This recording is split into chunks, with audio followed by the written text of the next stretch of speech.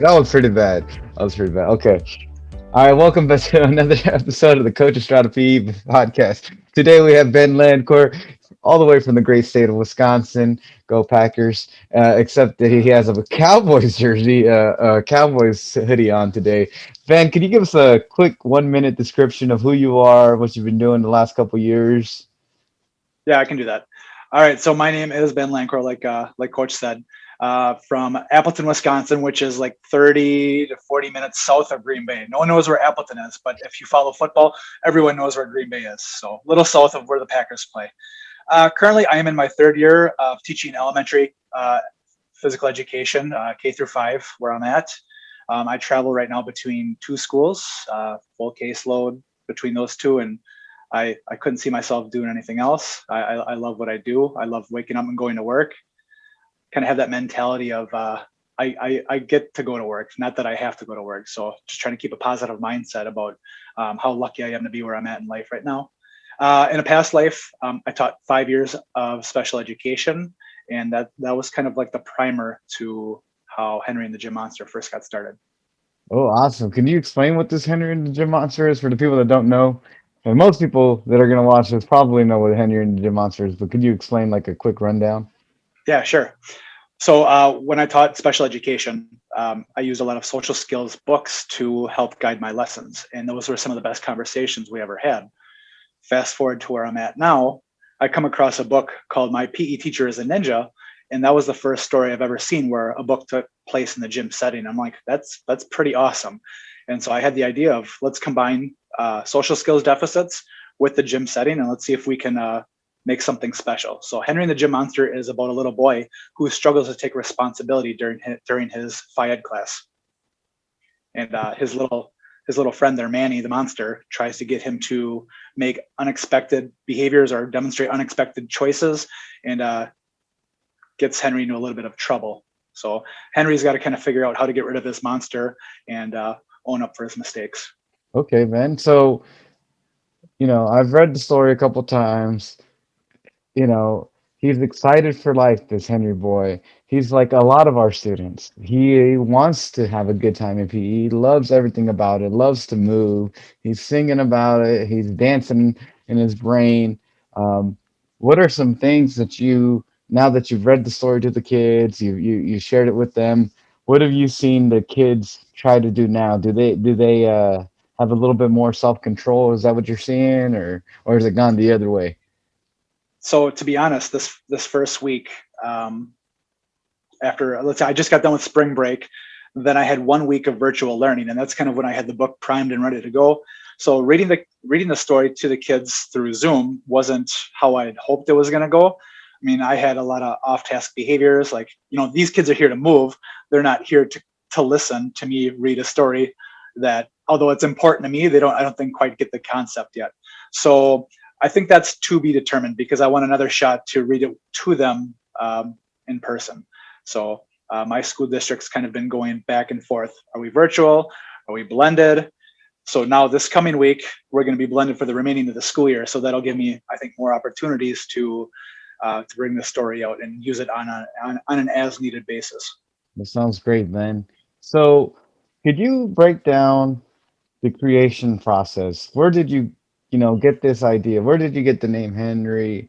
And did you just start scribbling things on a document one day, or Word document, or on a piece of paper, and you had this idea, and Manny is the monster, or how did it come to be? I kind of jumped into it without doing any research. I didn't want any filters. I didn't want anyone telling me how a book should look. I just wanted to write based off of my experiences in special education, what I've grown to know in physical education, and just start writing. So Henry and Manny, that's the characters I ended up with. Those aren't the characters I actually, Henry was a character that I started with, but Manny had a very different name many moons ago. So, I mean, this project started close to 2 years ago. And when I just jumped into it, I just wrote, and until I felt like I was done, it was a 5,000 word mess. Now, to mind you, children's picture books should range somewhere from 500 to 1,000. So I learned very quickly that I had my work cut out for me. Wow, it's like every teacher's life. we have 4 or 5 activities that we want to teach the first time we teach, and we get to teaching, and we realize that that's a little too much for some of these kids. We what I've learned is that you go ahead and you do that 1 or 2, maybe 3 max items in your lesson, depending on your time, obviously. But if you have a shorter time, you really got to maximize that time. Same thing with your book, I would imagine, is that you have to maximize your content, really and explicitly put out there what you want to focus on. And there's a PE teacher in the story, Mr. Evans. Could you give us a breakdown? Did you have a PE teacher named Mr. Evans? Is that just your buddy? Is that an imaginary friend that you've had all your life? Who is this Mr. Evans? Mr. Evans, that was just a name. Like there's no connection. To be Okay. honest, I don't think I had a male physical education teacher until I was in high school. So I guess I made the character male because I'm a male Physed teacher. And children, along with adults, they like to see themselves, portrayed in stories. And that was another reason to why I wrote it, because kids, I mean, they want to see themselves in the story. There's no Physed books out there. So I wanted to kind to provide a resource for those kids that, hey, my only class that I enjoy is physical education. I love Mr. Evans or I love Mr. Estrada, and I want to show them my best. That's the only class I'm gonna do it right. So that was there's no really connection to a Mr. Evans. And actually in the story, he comes off kind of as, he's a yeller, he's kind of mean, and which is a lot of Physed teachers that I feel like when I was younger, those are the Physed teachers I had. I tried not to be that Mr. Evans who's kind of yelling and raising his voice and maybe not handling Henry the best to of his ability. We see Mr. Evans at the end, kind of like, high five Henry for doing a good job and kind of turning things around. But yeah, I don't have a Mr. Evans in my life. It was just kind of grabbing names that I don't even know. Other than Mike Evans in the NFL, I don't really know anyone with the last name Evans. Although Uh, I know it's a popular name. I don't really know too many people with it. So So Ben, before I ask you anything else and rotate away from the story, do you want to share anything from this experience that has made you either grow as a person, or you reflect back on it and you say, I'm a better person because I've done this, or you never want to write a book again and just share that with us? Like whatever is on your brain, just go ahead and this always changes. It changes every hour, every minute, every couple of days. Maybe your brain's going to be somewhere else. But what right now do you feel like you took away from the process? marketing and getting used to using social media on a regular basis. Like I use it for friends and family, and maybe keep me up to date on sports. But I still don't know. I'm still completely clueless to marketing on a consistent basis. I'm busy with family, my own lesson planning, my own teaching. So in order for this book, I feel, to be successful, it's getting out there on social media and not only like pushing my book out there, but providing like the value that I have up here in my brain to others, and not just always push my book, because people don't want to be sold stuff. They want to get to know you as the person. And I have to kind of let go of my fear of failure. I have this mindset where if I don't push this book, it's not going to do well. And I have to kind of get away from that. And I struggle with that every single day. And so that's one thing I'm working on is, you know, work on building others up, work on providing resources, whether it's, hard copies or just a simple message to someone, as opposed to like, hey, check out Henry and the Gym Monster. I want you to buy it because it's really good for, it's a really good resource. Well, that pushes people away. That pushes me away as a buyer, as a consumer. So marketing has definitely been the most difficult thing. And if I were to never write a book again, it would probably be for that reason, because it just made Henry and the Gym Monster not as fun anymore. And the writing process and learning from my editor, that was fun. That helped me grow, and I really enjoyed that time together. But just pushing the book out there, because it's not the most. It's not the cheapest hobby in the world to do, self-publishing. And I'm not in this to make money, but yet I don't want to spend $3, $4, $5,000 and not recoup some of that money back. So if I'm going to put in hours and hours and hours of my effort, I want something to show for it. And I'm not saying I need that money, but I need to know that it's benefiting people. I need to know that marketing was worth my time, and that this resource is worth your time. Well, I'm telling you right now, my students are going to be listening to the story that I did the read along with the little brain breaks in between. They're going to be doing that next week, and it's been interesting the way that my students respond to um, anything that deals with social interactions with other people. I'm just trying to produce kids that are kind to each other. I'm trying to help them navigate what a scary world we live in, and just a little bit of code switching every once in a while, bring that in there, because when they're older, they're going to have to deal with very technical conversations and very, frank conversations. And that's what I like to do in my lessons. So hopefully the kids get something out of the story. And if not, they at least get to see some really nice pictures and get to enjoy, just the story. And that's sometimes it affects students differently.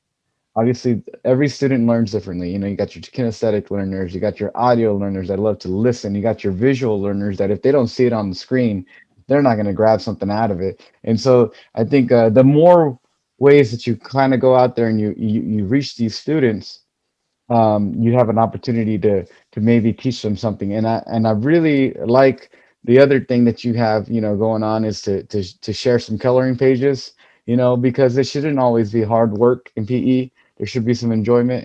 And so what other resources are you planning on putting into your website? So before I jump into the website, I'm kind of like on limbo right now with, I'm starting a Kickstarter next month to try to raise funds for the hardcover copies of the book.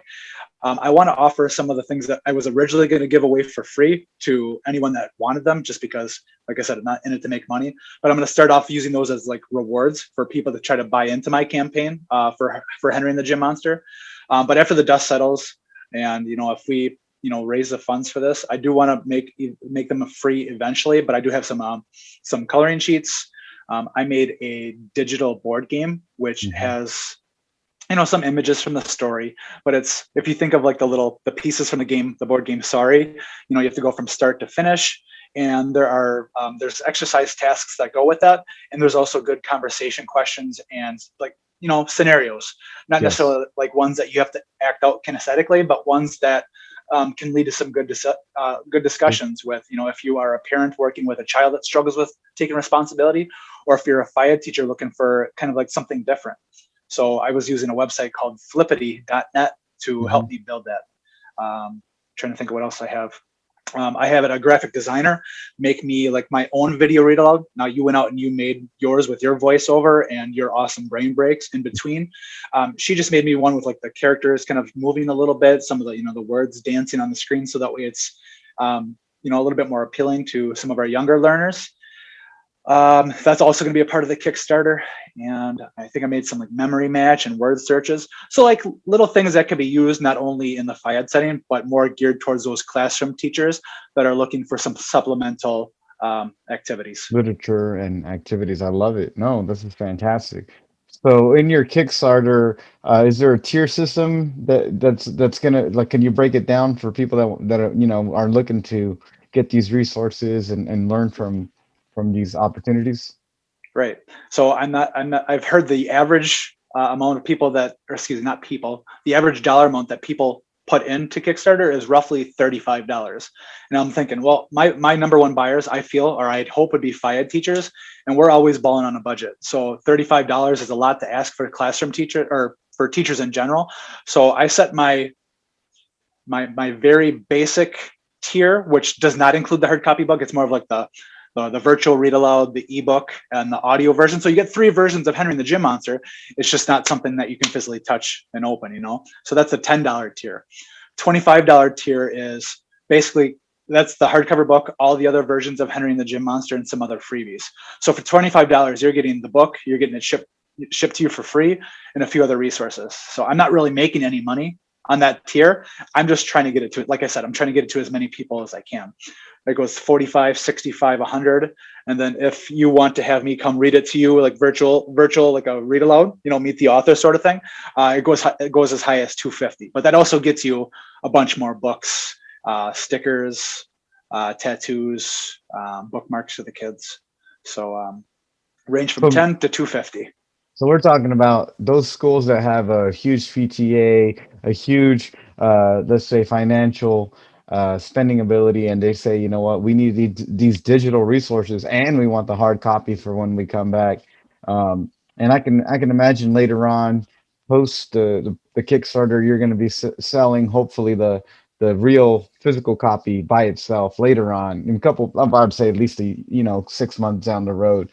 But it seems like you have a lot of energy going towards this. You keep pushing it. You keep, I've only seen positive responses on Amazon, which is great. Um, you know, what what feedback did you receive that you weren't expecting, and something that somebody said to you? I'm one that really feeds off that those positive reviews. Like it just lights me up. It makes me feel like, I did something worthwhile. So when I was launching my book last weekend, I had my ebook for free Friday through Sunday. And I think I hit the refresh button on Amazon like every 5 or 10 minutes. And here I am, I'm trying to spend time with my family. And my wife's like, you have to put your computer away, put your phone away. You have to be with us right now. So that was tough to do because you want to see how many downloads you get. You want to see how many, 4 or 5 star reviews you get. So over the 3 days, Friday, Saturday, Sunday, when I let my ebook out there for free, we had over 700 downloads. And I think by when it was all said and done, we had about 98, 99 reviews. Now we're up to 134 last time I checked. And it's really all been positive for the most part. And it's very interesting to see some different points of views from the different from people that are leaving the reviews that I wasn't expecting. For example, I had a teacher leave a review about how she felt Henry, could have been diagnosed with ADHD. I'm like, well, my intent was to necessarily label this, that's not what's important to me. Like, I don't care if the kid has a label or not. Like, yeah, the kid's high energy, but that's not the case. It was just, but no one like really surprises that like were negative. I think I had a few 4-star reviews, and those were a little head scratching just because everything they wrote was positive, was great, nothing negative. But it's like, why didn't you leave the 5-star review then? Like, so those are things that are just going to happen in the book world. Absolutely.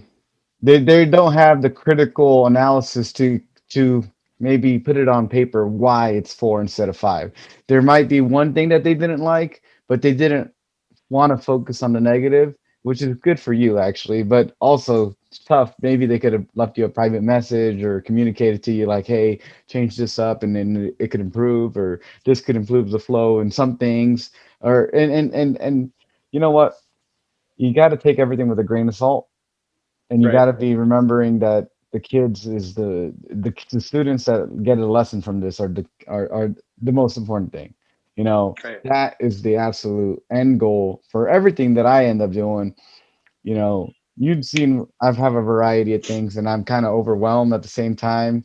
So I haven't been able to push the brain break activity that I created. I haven't been able to do as many other things, and this episode will probably be released in 2 to 3 weeks because I got a lot of other things ready to go. Kind That's of. perfect. Get it in right around the time of the Kickstarter anyways. So if people listen to this and they just want to get to know you, and that's the most important thing, because you're human.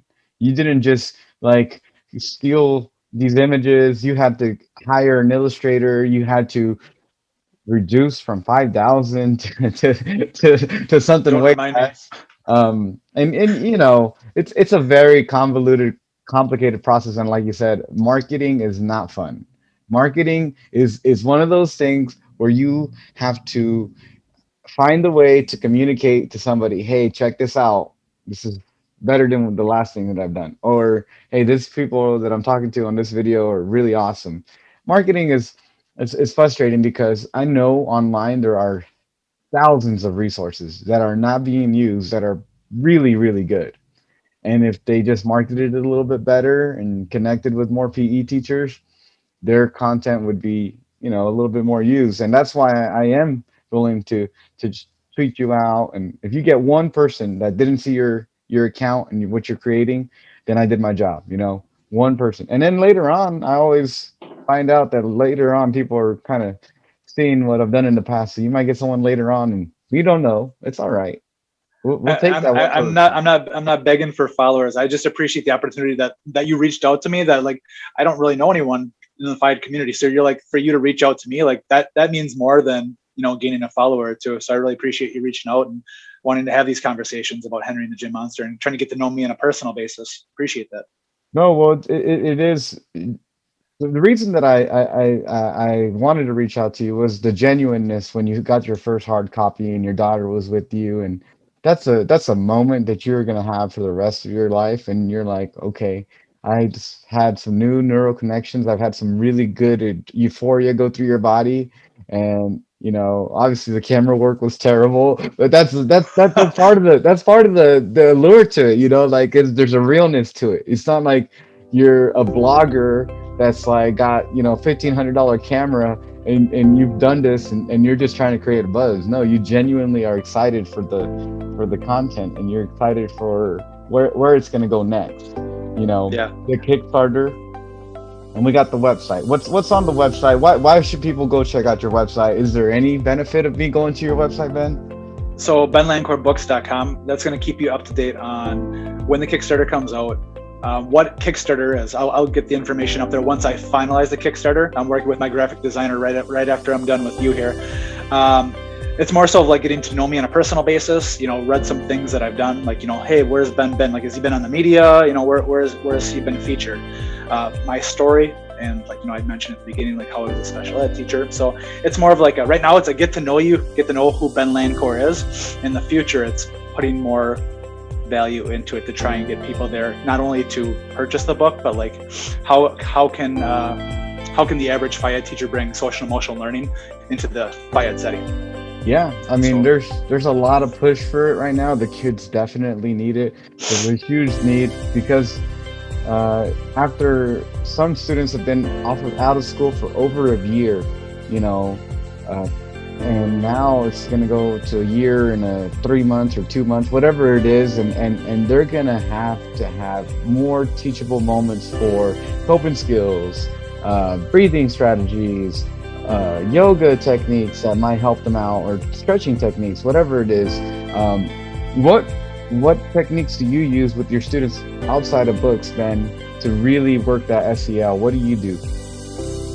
So one thing I developed when I student taught, and it just kind of stuck with me ever since, is I call it the safe zone, and I actually use it in the story. I have my safe zone for 3 reasons. One, if we're playing, let's say, a game where kids are moving, in the gym space, and a shoe comes untied.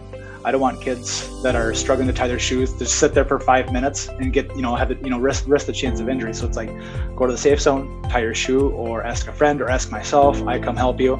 So take care of your shoe.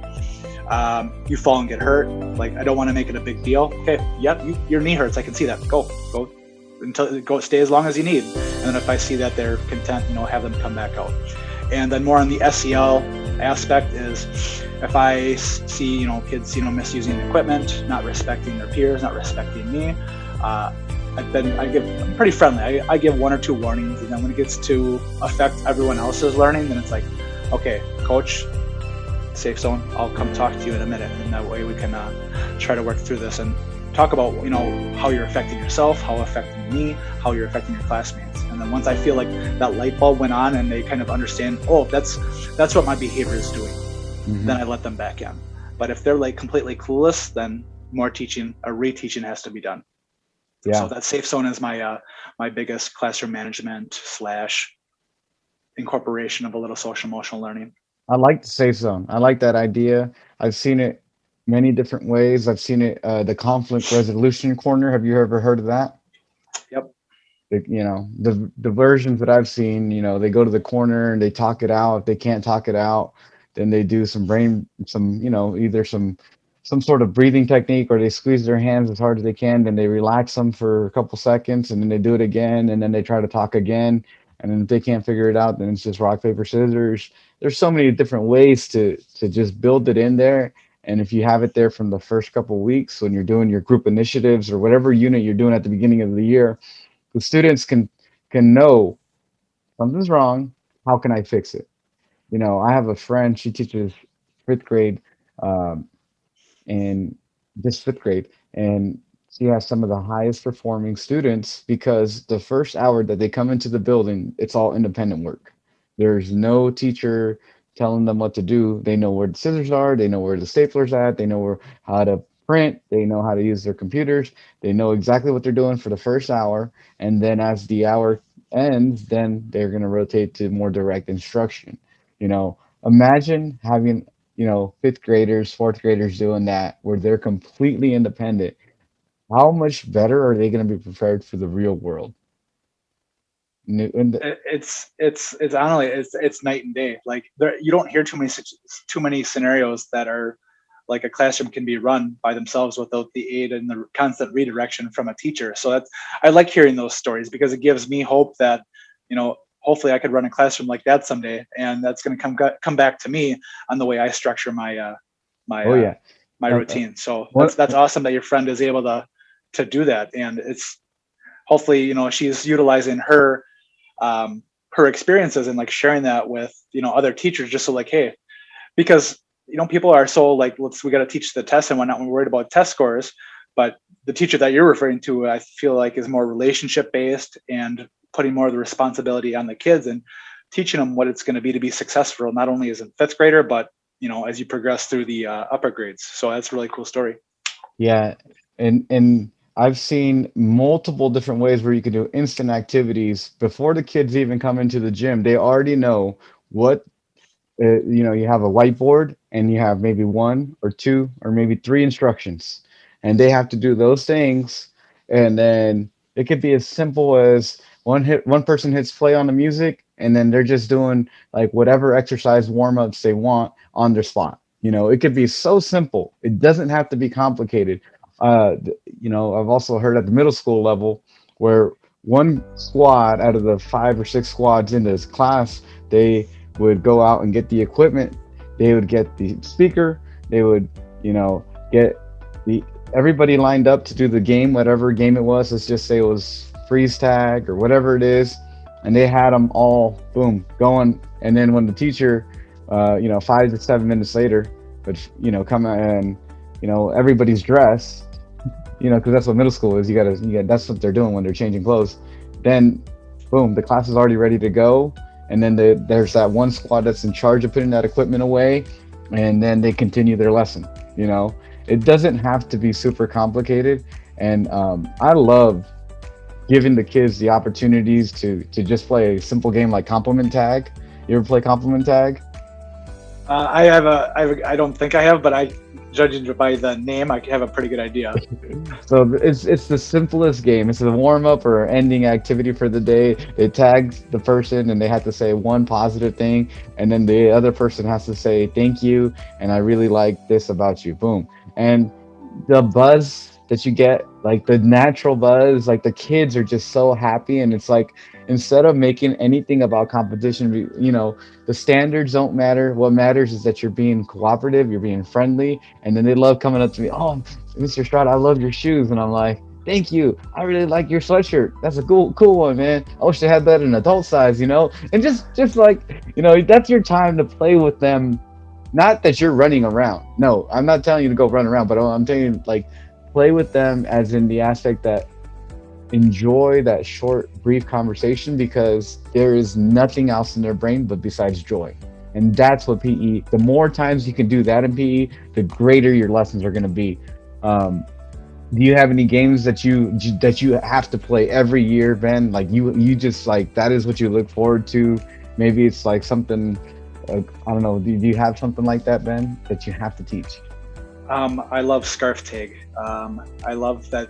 So I put in the safe zone, I put a big old box of multicolored scarves, and each kid starts off with one in each pocket. For the kids that don't have pockets, if they don't feel comfortable tucking it in the top part of their pants, then I just say, okay, then you just be a scarf puller. Basically, you can play as long as you have at least one scarf in your pocket. If you take someone from someone else's pocket, it goes back in your pocket. You're reloaded. You can only have two. Mm-hmm. Any extras in your hands, they get brought to the bank in the safe zone. Scarves can't be taken from your pockets while you're in there. And it's just, for some reason, that activity is where kids are working the hardest and they're just dripping sweat. And I love that one. I love it. On a non-tag game, I learned this one, I think last year, was called Spy. You have a bunch of gym mats separating the gym, like they're standing upright so you can't see to the other side. And inside a rectangle made by 4 orange cones, you have it's almost like Battleship. You have a different bowling pins spread out, and you're throwing over it. So it's a throwing game. You're throwing to the opposite side, trying to knock over their bowling pins. Well, if the ball comes over and you catch it, you get to be a spy and cross the other side. And there's like a half circle boundary, and that way you can throw, run back around to the other side. Keep the flow of traffic moving. Talk to your teammates and discuss, hey, and this is one part they struggle with, is communicating to their teammates where the other bowling pins are. But I mean, if you can narrow down what those other 4 pins are after you've knocked one down, I mean, you can focus your energy on, if they're kind of like compiled or whatnot. So that's a really cool game to see. I love when you do that kind of a game. That's one of those games where you freeze it like 1 minute in or 45 seconds in and be like, oh, I really loved how Ben was saying to the other kid where the bowling pins are. And then they're like, huh?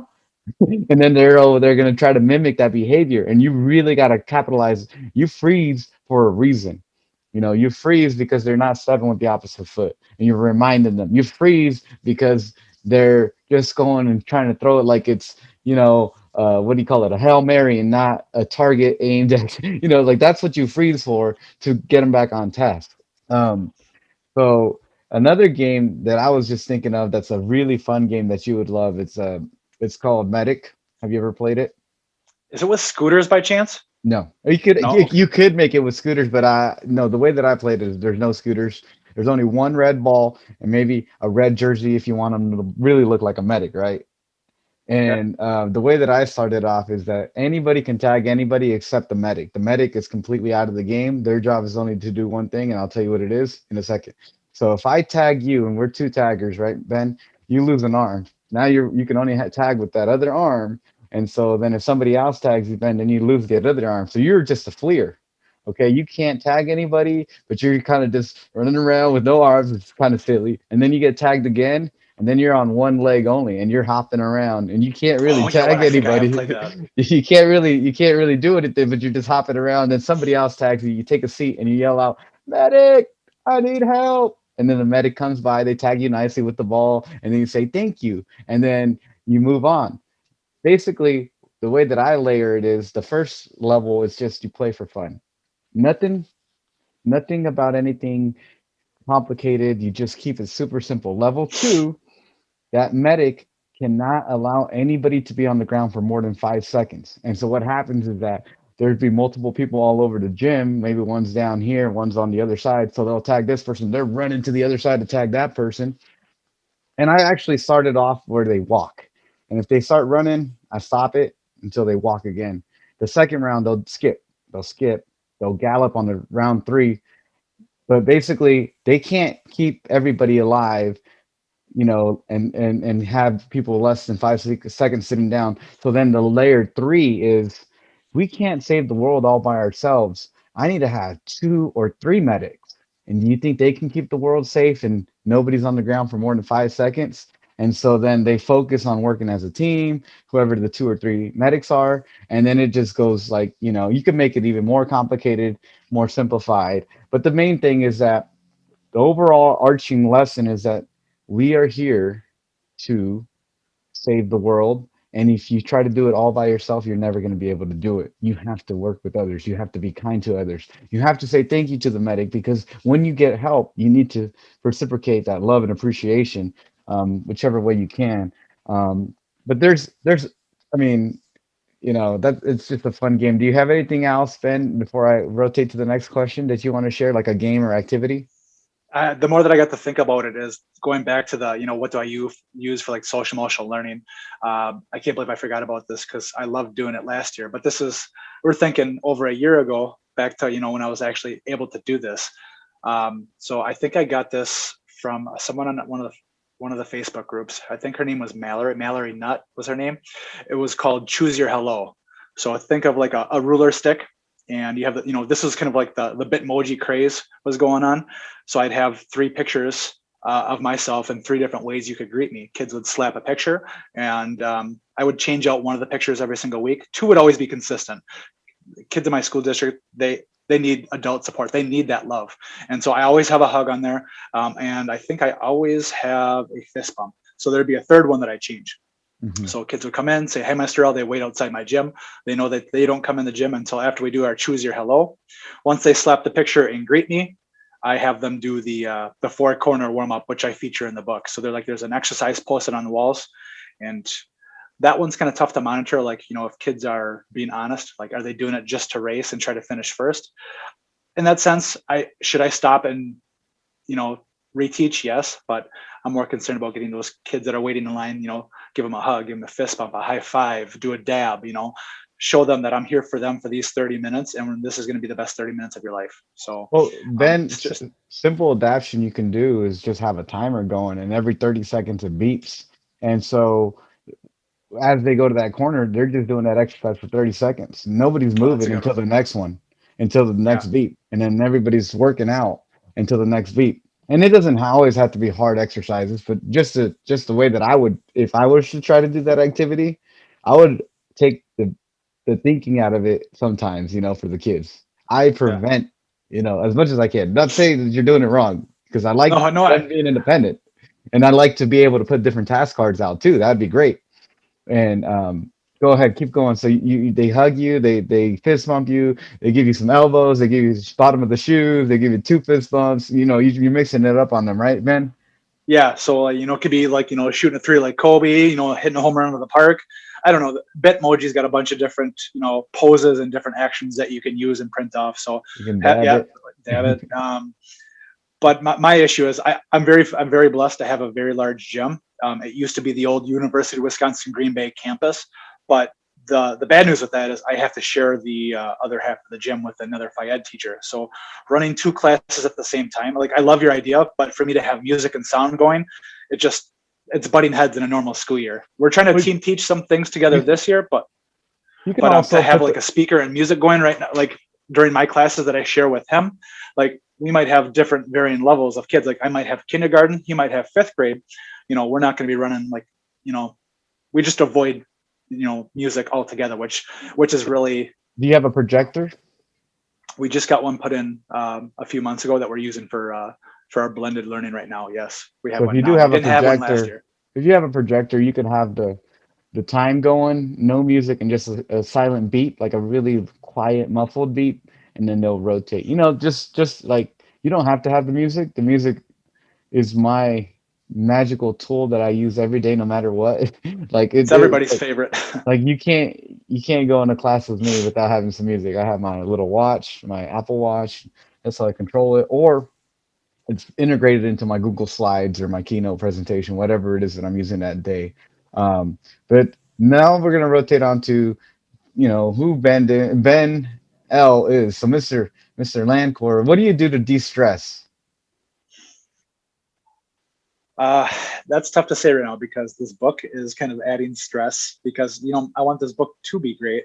And in order to do that, it goes back to that marketing, which I don't give enough time and effort to, just because you're staring at a screen, and whether it's phone or computer all day long, it doesn't make wanting to do more book stuff that much more enjoyable. So it adds kind of to the stress.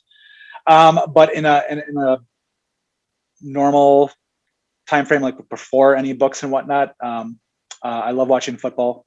Doing fantasy football with friends and being competitive in that aspect is probably my favorite all-time hobby. Last year, I was trying to train for another half marathon. So I enjoy running when my body is at 100%, and it hasn't been at 100%. So I love running, trying to beat my own personal best times and whatnot. What else? What do you run, like an hour and a half? I've only done one half, and I had a goal when I ran that half. I ran it in hour 56, and I had a goal of 1:55. But that was running with side cramps for 7-8 miles. So it's Okay, like that's not I bad.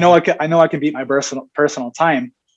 Last August, when I was approaching my 10 to 12 mile range, I was running with a buddy of mine, and my Achilles went out, and I've been kind of not 100% ever since. Yeah, On top of battling compression fractures in my back, so it's like it's tough for me to want to get back and be physically active on my own because I know how long this recovery takes, and it takes a lot out of me mentally because, like, I don't want to be this slob that sits on the couch, but it's like put me in a bubble. That's the safest place for me right now. tough. So It's I'm trying to tough. work up the courage to do some body weight stuff with my TRX in the garage, but it's like, what happens? I'm playing the what if game in my head. So I'm my own worst enemy at times, but battling my own injuries, I love being active, but it's just like, I spend so much time on the shelf from, getting injured. I don't want to go through that again. But it's like Ben, I need to maintain strength so that way as my kids grow and get older, I can, teach them and guide them as they, pursue whatever lifelong activities that they want to do. Like I used to disc golf every single day in the summer. That was probably my favorite, Physed related activity. And I'm just afraid that my back's going to go out and it's all done again and I'm rehabbing and it's just not fun. And so I know I'm talking probably about more stress than stress relief, but in a perfect world, golf, disc golf, running, full body boot camps. Those are things that push me to be the best that I can be and take away that stress. So wow, that's a lot of options. I think building and walking into your day would be beneficial, even though you think sometimes walking isn't as what it is. I think there are other things to walking that make it very flourishing and very worthwhile. Um, but next question I have for you is, if you weren't being a PE teacher, what would you be doing, Ben? oof. I'd probably have to give a better run at this author stuff, even though the money's not guaranteed for that. Um, I ask myself the same question because I don't see myself doing anything else. I tell myself if I didn't have a family, I don't know, I'd probably be dealing blackjack out in Vegas somewhere. I have a couple side jobs for an entertainment company that does like casino parties and like for like Christmas business promotion and whatnot, and so like dealing blackjack, poker, and I could see myself doing that just because those are games I enjoyed as a young gambling man. I don't do that stuff much anymore, but I used to play a lot of online poker. And so just cards has always been a part of my life since I was in high school. And it just kind of grew on me and something I was passionate about, not so much anymore. Yeah, so many different ways you can use cards in a PE classroom. You ever use them in a PE classroom? I've done them like in boot camps and stuff, but for getting them with my kids, haven't been doing too many card stuff, Super too many simple. card It's games. super simple. Um, I've shared a couple on my YouTube channel, but there's one that is so simple, beyond simple. Depends on uh, how old your students are. You just put a list of exercises under the spades, under the heart, under the gloves, and then you get your best listener. They get to pull out a card choose a card, any card. And if it's 10, you do 10 of whatever that exercise is. And Yep. then the next best listener, whoever it is, it's ready to go, super sharp. They pull out a card. Boom, that's it. And that's your 5 minute warm up. Everybody wants a chance to pull the card. I Right. mean, sometimes you get a chance to do it, sometimes you don't. And that's an important lesson in PE too. Oh, I didn't get a chance. Well, I didn't get a chance to go play the Super Bowl.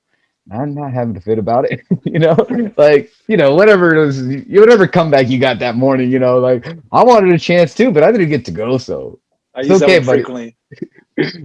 Shouldn't be having tears over not being a Tager. Yeah, It's like, absolutely. I know you didn't get a chance, but Mr. L didn't get a chance either. So, next time we'll be looking for your, expected behaviors while I'm looking for takers. Yes, sir. Absolutely. You just got to remind them that that's what you want, and they all want a chance. Everybody wants a chance to shine, and I think the biggest thing that I've focused on this year is that I've done it forever is my non-athletic kids to like really, really pump them up every time they do something right. Just that's just like building a positive image of PE and movement in their bodies when for whatever reason they might not be in the best shape.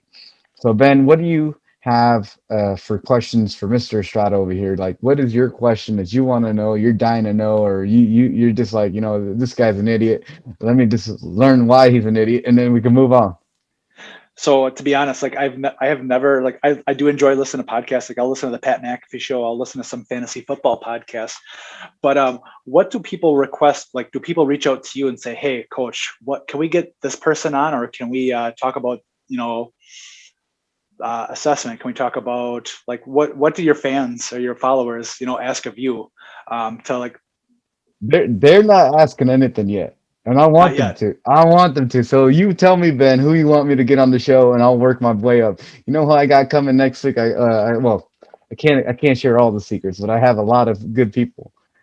I've had I got- recording after you. I got somebody really special. His name is Corey Martin. He has a lot of brain breaks online that are really popular. Um, I have a list of people that I want to get up to. I don't want to start at the top. I want to finish at the top once my podcast is a little bit more polished. But I think you were definitely a genuine person that I had never met before, and I said, you know what? Let me get this story. Let me get this. Let me get the background. And then let's talk shop. Let's talk PE because that's what I want to do. I don't care about you know like, there's a little entertainment in this show. Pat McAfee is all entertainment, 100% entertainment. Does the guy know what he's talking about? 90% of the time. 10% of the time, he's out there just trying to make these nice little little jokes, and everybody would love to be like Pat McAfee. I mean, he's got such high energy. He's but realistically, people don't know what I'm going to come out with next, and those that are actually listening have thoroughly enjoyed, some of the things that I've been able to share or learn from other people because it's not always about me. And that's what the future of my life is going to be. Is it's not always about me. I want to help other people. I want you to learn one or two nuggets of information or whatever it is, so that you can go out and feel more confident. But Ben, your project is huge. Your project is one of those things where it's like a huge Mount Everest. Henry and the Gym Monster is not created in one night. It's not created in 30 minutes. You could have written a lot of that in a couple of days, and then you could have got brain frozen, and you know exactly what I'm telling you. I was there. That's me to a T. That's But me to a T, my man. But I'm trying to tell you, it's just keep up the good work and don't give up. I don't care, if one person gives you a 1-star rating, who cares about that person? Because they are probably and they're looking at the mountain and they haven't had the chance to climb it. But once you get to that mountain, you keep on climbing it, good things are going to happen, not just for you, but for your daughter and for your family, because they know you're passionate about it. And because you can't be as physically active as you want to be, like, this is your time to do other things. And I'm just encouraging you, and I'm trying to tell you, without being fake, because there's no point of being like, brah, brah, Ben, because that's not going to help you. What's going to help you is, like, you climbed one big mountain. What's the next mountain? And that's going to produce more quality education for our next generation. Like, what is the next thing? And keep going. Like, that's you can do it. Like, yeah, your body sucks sometimes. All the time, but yeah. Any final thoughts, Ben, on this podcast before we wrap this up? One final thing. I've had quite a few people ask me, like, after reading Henry and the Gym Monster, it's like, is there going to be a second book? And if you've read it, you see that the monster, we get to see a new monster at the end of the story, and people want to know, like, are we going to see that monster in a sequel? And although that story kind of take place outside the Physed setting, it's not really in my not my immediate plans to do a second book on that monster. I want to try and tackle another social skill, which I believe I want to hit is showing sportsmanship. My Great. wife, who's an art teacher in a small district, she was kind of saddened at the fact that I didn't ask her to illustrate my first book, but I kind of wanted to go with someone with a little bit more book writing or book drawing experience. And so she's forcing my hand for this second book, which is okay, because I was going to do a second book regardless, but except she'll be the one illustrating it. And yeah, so we'll talk a little bit about sportsmanship on the next one. It's going to be a special journey, climbing that mountain together and working as a team. Hopefully there's not too many fights. I'll be praying for you guys, that you guys have a positive, journey together. And if you ever get stuck and you just want to shout some ideas my way, I will listen and be a soundboard, and I'll try to be as honest as I can. And just, and I'm cheering you on. And I did the rating. I did it under my sister's name because she uses the Amazon account. So, but I did leave a rating. All right. And it was positive. So everybed, I appreciate you listening to this episode of the Coach Estrada PE Podcast. Thank you so much, Ben Lancour, to join us and in this phys ed conversation. Take care, everybody, and we'll see you soon.